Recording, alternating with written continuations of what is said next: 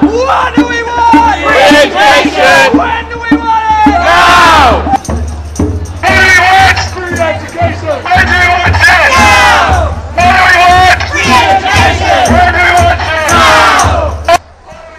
Free education! When do we want it? Now! No risk, no rights, no education cuts! No risk, no rights, no education cuts! We've got a few speakers now to talk about free education. First up we have Mike Harley from University of Bath UCU to say a few words.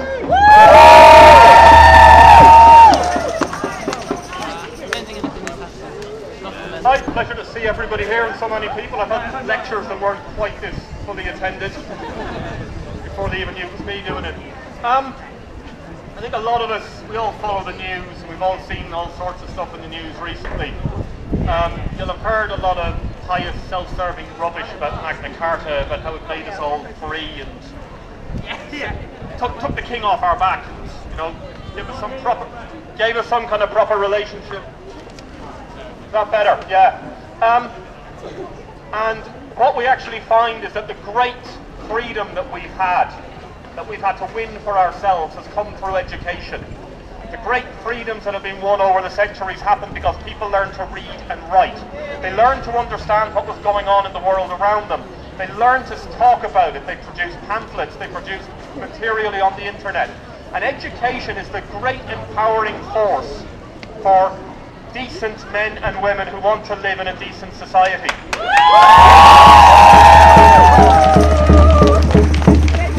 I assume everybody here is delighted by the Greek election results.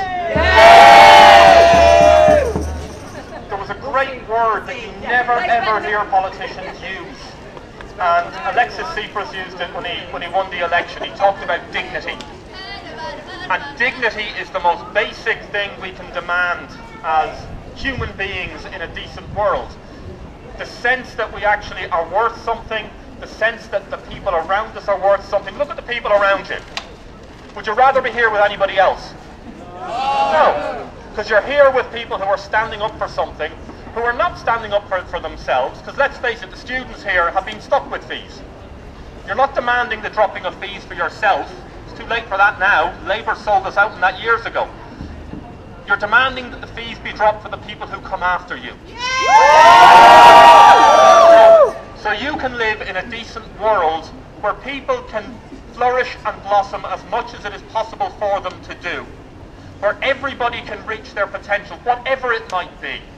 Some people will go on to be the brain surgeons or the academics or the people who are seen as highly educated. Other people will study something for the pure love of it and then go and work at something else. And that's the way it should be. Remember that it's a distinction some of you will have heard of when you talk about freedom. There's freedom as in free speech and there's freedom as in free beer. Yeah, and there's also free beer. When you talk about free education, remember that it should be free as in freedom. It should be open to absolutely everybody who wants to give it a go. That can only happen if it's open to everybody without regard to their wealth, to their background, to how nicely they speak, whether or not they know which fork to use for the fish, anything. Free education is free as in freedom, and for it to be free as in freedom, it needs to be free as in free beer. Thanks. Thank you, Mike Harley. Next to the stage we have our local Green Party candidate, Dominic Tristram. Hello. It's great to see so many people here, and I'm going to keep this short because I know that people get fed up with politicians talking, promising things that they think they, well, probably can't deliver or don't even want to deliver. So I'm just going to tell you this. I believe fundamentally that education is a right, and it shouldn't be about setting you up for a job in the corporate machine. It should be about improving you and improving humanity. Now, that's your right. Each one of us should be fully entitled to learn what we want for the good of our own selves rather than the good of an employer. Employers should teach you what they want you to know. You're there to learn about what your potential is. Now, we've been sold a pup by politicians over the years. You know, tuition fees are They were promised they would come in at some low level, they've gone up and they've gone up. And what happens? These politicians making these decisions were people who had a free education themselves. They've got the education, they're going to kick away the ladder because they don't want you to have the same chances. We think that's unfair. We would scrap tuition fees and bring back maintenance grants because actually nothing about your background stops you being educated. Now, again, I am a politician. I understand why people get disillusioned with politics because people promise these things. But I tell you this, I'm not a career politician. I'm realistic. We're not going to have a national government.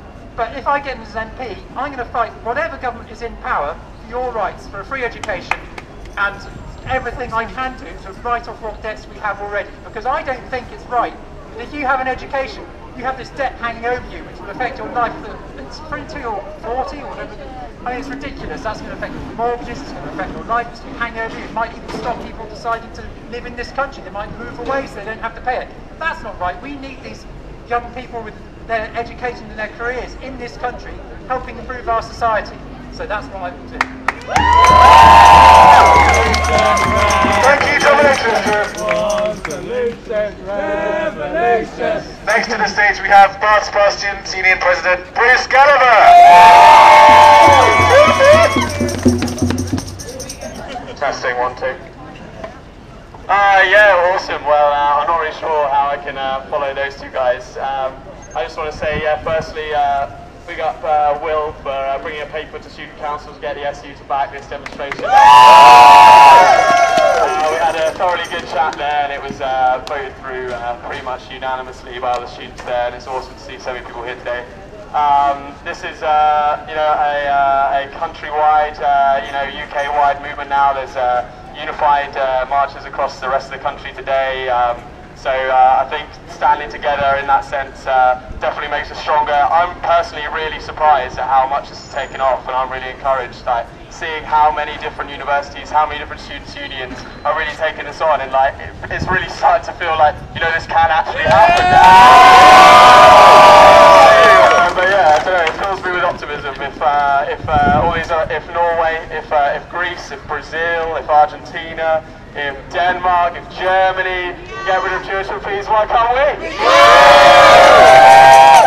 Alright, well, I'm gonna finish now and try something because I was a bit nervous about trying to do it on the march, so I wasn't sure how it was gonna go down. But basically, in preparing for the march, I took some choruses from some famous tunes and changed the lyrics to be about free education. So, would anyone like to give it a go with me? Alright, does everyone know Michael Jackson's The Way You Make Me Feel? Okay, so it's just going to be call and response. You know how it goes, the way you make me feel. Alright, so we're going to do that, but we're going to change the lyrics up for education. You ready? Alright, ready? The way you make us pay. The way you make us pay. It really feels so wrong. It really feels so wrong. So now we're onto the streets. Now we're onto the streets. And we're singing this song. And we're singing this song. The way you make us pay. The way you make us pay. It really feels so wrong. It really feels so wrong. So now we're onto the streets. Now we're on the streets. And we're singing this song. And we're singing this song. Bravo, thank you, Bruce. Thank you, Bruce, that was perfect. Next to the stage we have our resident wise man and spiritual guru, Ray!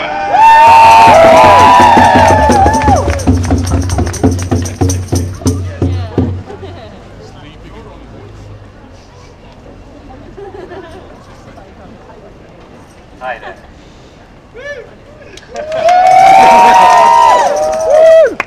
My name is Ray Ray. I'm an infiltrator from Bath Spa University. I'm an infiltrator from Bath Spa University, and I've just been asked to say a few words about the bigger picture. Last year, I celebrated my 70th birthday. You're bloody gorgeous. And the 70th birthday, which was in 1944 I was born, which was compulsory education came in the year that I was born. So it's only about 70 years old. your living memory of your grandparents.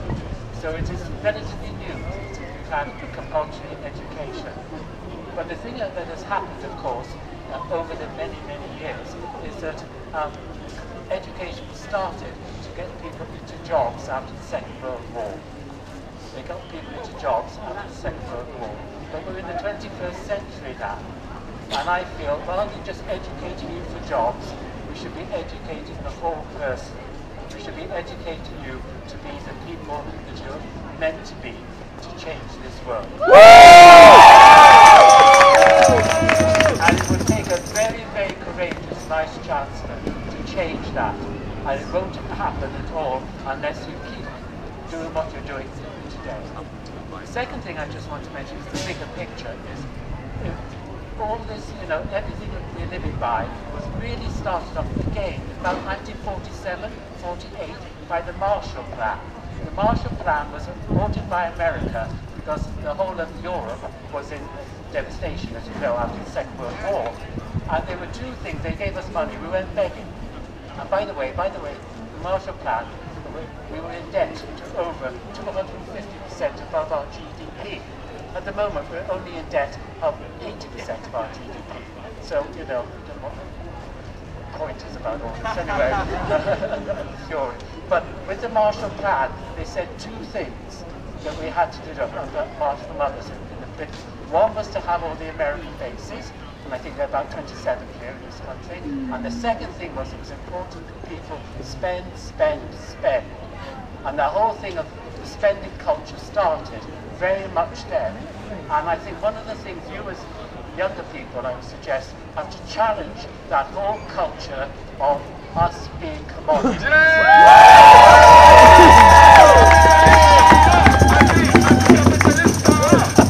We're all commodities, where there's people of my age, just turn on the television any time, how are we going to support all these older people? And your age is, are you in jobs? And you see, so that's the first thing I would say you have to kind of do is challenge the whole kind of culture that is there before you, which our generation, my generation, fortunately brought to you. And when we move from what we needed to what we wanted. And I think one of the ways you can do this, if you don't mind me mentioning this, is by infiltration. Infiltrate the system. Infiltrate the system. Because what you have to do is, university, if I don't mind me saying so, and disillusioned by a lot of it, because it should be rites of passage. It should be you growing up. You should start in secondary school, but it should be you growing up and being the person that you are. So we do the rites of passage, but at the same time play the system. You have to play the system to get ahead, but the real education goes on outside the classroom. That's my own kind of feeling. So if you can kind of do that, and to be able to, what's the best word to use? To be able to, for yourself, to grow into the person that you should be. And then what we do is we infiltrate communities. And I've got to be careful what I say just now, and please understand what I'm saying is, for all the wrong reasons, the reason why the fundamentalism is going on around the world is that they've got the right system. There's networks within networks, they identify people, they train them up, they send them out, they get a mission, they infiltrate the community, and then they cause their destruction. Now, we should have the opposite of that. We should be educating you to be leaders, to be able to kind of grow into the person you should be.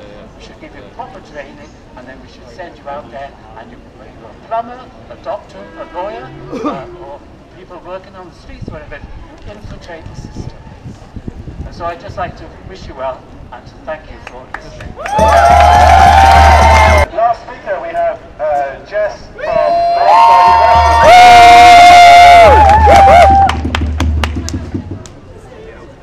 Hello. Hello. I think everything's pretty much been said. Great speeches.